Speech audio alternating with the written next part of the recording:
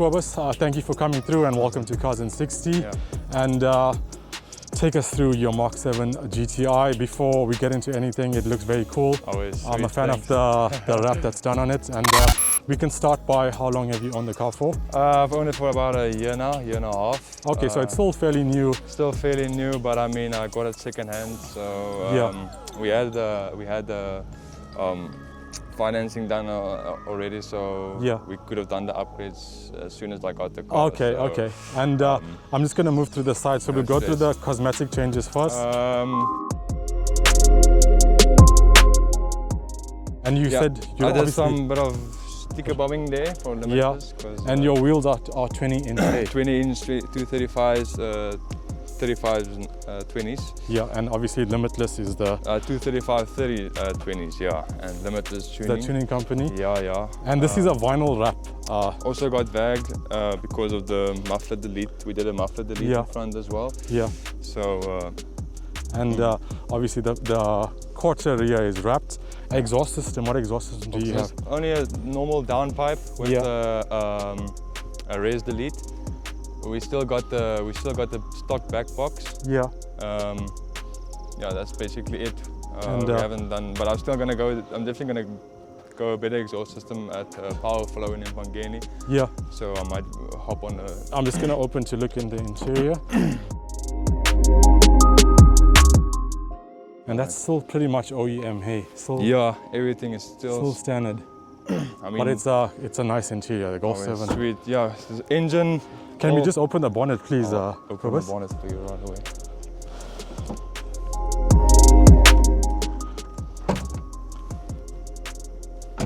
Engine is still stock. Turbo is still stock. Yeah, okay. The APR is a very cool induction. Intake. What did that cost you? Well, I actually got it for a steal. Yeah. For 3,500. Sorry, how much?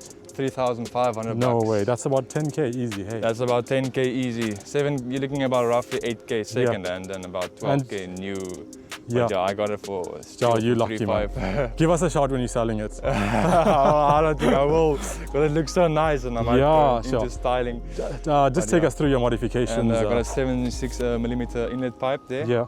I got a muffler delete from VAG and still stock engine, stock turbo. And it's running. We did a little bit of a modifications here for the airflow. Yeah, that's basically it. And it's running a custom tune by Limitless Tuning. Custom tuned by Limitless, and stage 2. And power, what power? Power-wise, we're making 251 kilowatts. At the wheels, hey? At the wheels, and 521 Newton torque. And any future upgrades that are coming soon? Future upgrades will definitely be coil packs, and we will be doing a bigger intercooler, intercooler. Yeah. We will be going IS38 soon, but I'm leaning more towards styling. Okay, so you're making a show car. Bags. I'm gonna go bags. There's still a lot to do. And can you just start it up and rev it for us, please? Definitely.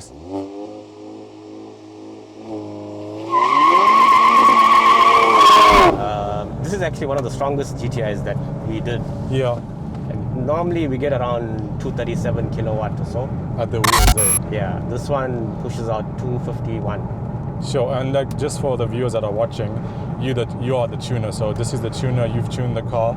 Yeah. And sure, just we'll have you in an upcoming feature, but just some quick insight into who you are. You've tuned everything that I can think of. Yeah. I've known you for a long time. You've been tuning cars since you were in school. Yeah. And you've tuned GTRs to C63s to turbo Super Bosses to GTIs. I'm not asking you, I'm telling you. There's very few people that I know that has such knowledge of cars and tuning. Yeah, that's the important thing. You see that, well, I also build engines and stuff. Yeah. So I know the gives and takes on saying I know everything. I'm just saying, like, for the viewers that are watching this, obviously you're not the owner of this specific car, but we asked you to hop in because you tune the car and you know what's kind of happening, and like what you're saying, this car's making 251 kilowatts. 251 kilowatts at the wheel. 520 Newton meters. 520, and that's still stock turbo, stock cooler, stock, like the motor is stock, just an exhaust system. Just the exhaust downpipe, induction kit, and that's basically about it. Not even water met yet. Sure, that's crazy, man. 500 Newton meters is... That's a lot, yeah. Yeah, that's a lot. And these cars don't have an LSD, Royson? No LSD. My car is like also very silent. It still feels, it's very drivable. Yeah, it drives the car every day. So... What are the next mods on this? We want to go IS38 turbo, the R-Line turbo. Yeah. But and that turbo is, do you order it from like agents, the actual turbo, or you guys get it from somewhere else? How does that work, Royson? See, some of the guys with the Rs, when they upgrade to their hybrids and stuff. Oh, so they sell off their turbos. Okay, so we get that. So. And the DSG transmission, do you guys do any software upgrades on it? Yeah, we had to for the torque limiter. Because in fact, that's what was holding us back for a while. Yeah. We didn't actually want to do it. We don't really advise it much unless you go crazy on the car. Yeah. So after we did it, it did open up some of the power and stuff as well, and the torque. And what's your goal power with this car, like when you guys are done racing? With the IS38, we'll easily make like 300 kilowatt. And sure, that's a wheels, fuel, like daily. And like 300 kilowatts, like it sounds like in a time where cars are making 500 kilowatts for an everyday car, that's insane power. Yeah. And that's on pump fuel. Yeah, on pump fuel. And Royson, someone that has a Golf 7 GTi and they want to modify it, what are the first things that they should change out, like in your opinion, because you work on these cars? What will give them the most performance for money spent? The first thing will be the downpipe. Yeah. That holds back a lot of power, the downpipe, and then your induction, and then software. Yeah. Just the basic things you do, and it opens up a lot of power. Yeah. And what are the misconceptions or the don't do's on these cars? From what you've seen, like I'm sure there's some I've seen other tuners and stuff, like these engines can't take a lot of a beating. Yeah. So I see guys that boost them very hard, and that's when it breaks.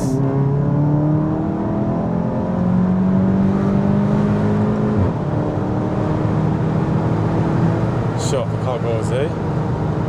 It's silent though, huh? How is this power compared to your TT RS?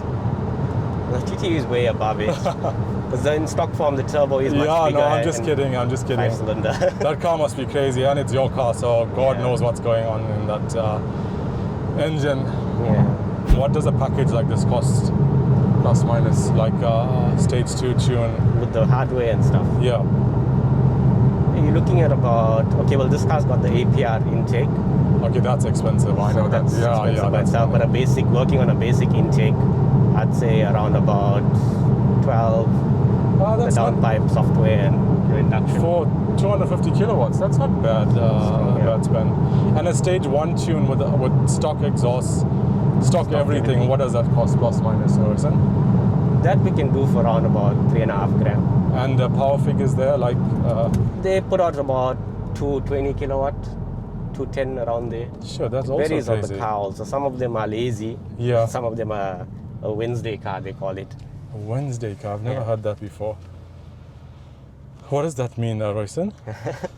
They say Mondays the guys are lazy from the weekend. Yeah. So you're not gonna get like a happy car. Yeah. Fridays the guys are rushing to go home. So a midweek car is done proper. Oh, okay, gotcha. Go down that. Yeah, no problem. Car is very smooth though, eh? Yeah.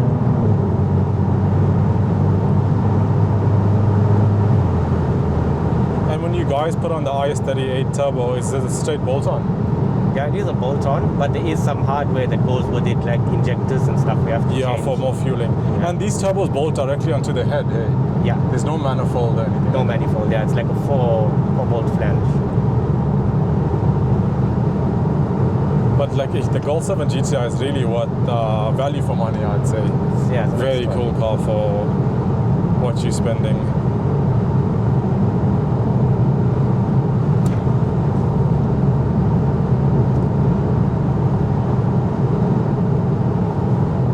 How many Golf 7s have you tuned so far, Marissa?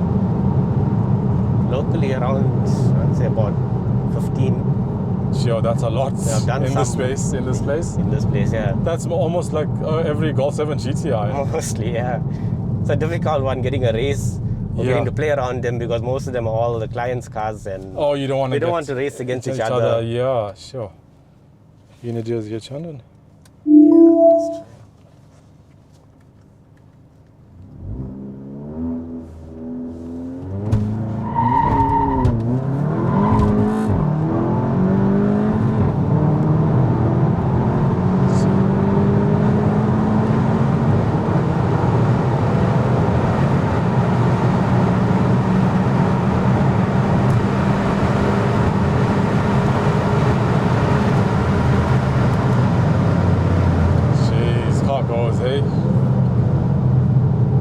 Traction's actually not bad at all. Like it wheel spins, but again, I know you're an experienced driver. And is it true you have one of the best reaction times at the drag events? Very That's quick. true, hey. Yeah. I've always heard that you have one of the fastest reaction times. But used to it. I mean, I've been racing at the legal events from 16. There's like no disrespect, but a lot of people have been racing for years. Yeah. I think you also have the skill. Definitely have skills. I've seen you race. You are also like the backup guy when someone's car is failing. You always jump in at the last race and at an event, and yeah. you're like, you know what, I'll help you and I'll do it for you. I can't wait to sit in one of your cars. Yeah, but we'll definitely do that soon. Yeah. I was busy with some, they have to be perfect. And no, I understand. But this GTi is very cool, man. I think 0 to 100 in 5 seconds. Very do better. You can do better. Yeah. Sure, and that's on pump fuel, no water, no methanol injection, nothing.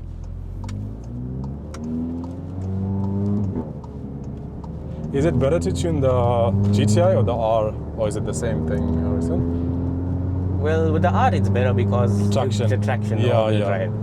Like on an R line, we get on a stage 1 tune with no hardware, like your stock downpipe, induction and stuff. All cars run a 11.8.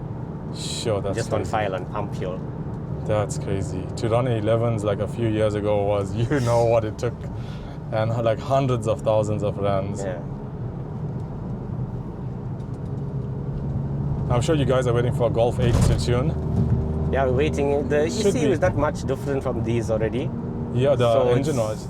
Yeah, so it's not going to be a difficult car to tune. In fact, we already do have protocols and stuff to tune them. Yeah. Do you have any idea when they're going to be like available here?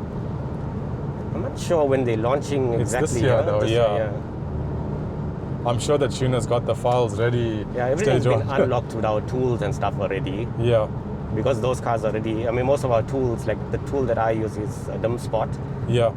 So that's a big brand overseas. So that's been unlocked a long time ago. And just quickly, Royson, for someone that has warranty on their car, how do you get around with the software?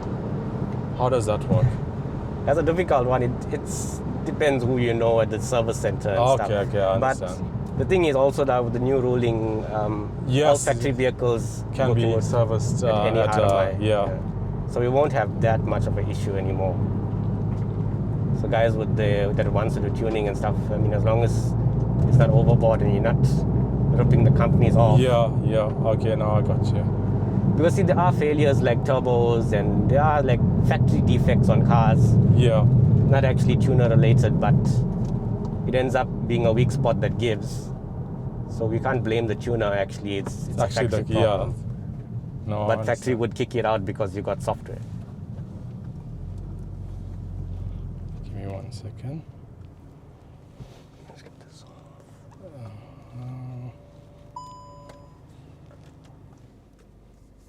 Okay.